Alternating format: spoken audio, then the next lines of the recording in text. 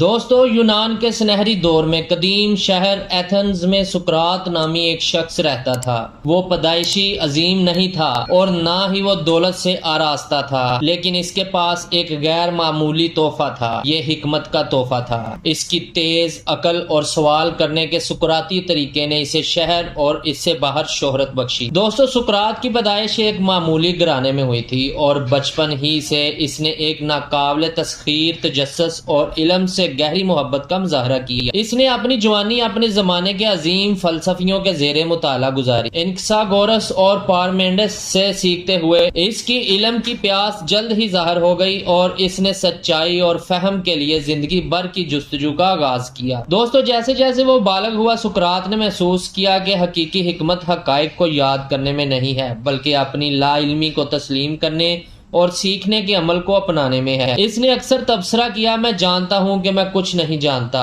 ایک ایسا بیان جو اس کے فلسفے کی پہچان بن جائے گا۔ دوستو، اس نے ایتھنز میں ایک چھوٹا سا اسکول قائم کیا جہاں اس نے اپنی حکمت سے سیکھنے کے خواہش مند شاگردوں کو اکٹھا کیا۔ اس وقت کے دیگر اساتذہ کے برعکس سقراط اپنے طلبہ کو تیار جوابات فراہم نہیں کرتا تھا۔ اس کے بجائے اس نے ان کی حوصلہ افزائی کی کہ وہ تنقیدی انداز میں سوچیں اور ہر چیز پر سوال کریں، اپنے اور اپنے ارد گرد کی دنیا کے بارے میں گہری تفہیم کو فروغ دیں۔ سقراط کا طریقہ تعلیم مکالمہ اور بحث پر مبنی تھا۔ اس نے اپنے شاگردوں کو فکر انگیز گفتگو میں مشغول کیا، انہیں ان کے مفروضوں اور عقائد کو چیلنج کرنے پر مجبور کیا۔ یہ مکالمے، جنہیں سقراطی مکالمے کہا جاتا ہے، مشہور ہوئے اور ان کے سب سے مشہور طالب علم افلاطون نے ریکارڈ کیے تھے۔ دوستو، سقراط اپنی انقلابی تعلیمات کے باوجود سقراط کے طاقتور اور با اثر اشرافیہ کے عقائد پر سوال کرنے اور تنقید کرنے کے غیر روایتی طریقے مخالفت کرنے لگے۔ کچھ لوگوں نے اسے ایک گڈ فلائی کے طور پر دیکھا جس نے معاشرے کے امن اور ہم آہنگی کو بگاڑ دی۔ اس کے باوجود سقراط نے اپنے اس عقیدے کو مضبوطی سے تھامے رکھا کہ حکمت اور نیکی ایک انصاف پسند معاشرے کی کنجی ہیں۔ ان کے شاگردوں پر اس کا اثر بہت گہرا تھا۔ ان کے قابل ذکر شاگردوں میں سے ایک افلاطون تھا، جو تاریخ کے سب سے زیادہ با اثر فلسفیوں میں سے ایک بن جائے گا۔ دوسرا زینوفون تھا، جو ایک فوجی مورخ اور فلسفی تھا جس نے سقراط کی زندگی اور تعلیمات کو اپنے کاموں میں دستاویزی شکل دی تھی۔ دوستو، جو وقت گزرتا گیا، سقراط کی شہرت اور اثر و رسوخ میں اضافہ ہوتا گیا، لیکن ان کے لوگوں کی دشمنی بھی بڑی جو ان کی تعلیمات سے خطرہ تھے۔ دوستو، سقراط پر نوجوانوں کو بگاڑنے اور ایتھنز کے دیوتاؤں کے تئیں بے عزتی کا الزام لگایا گیا تھا۔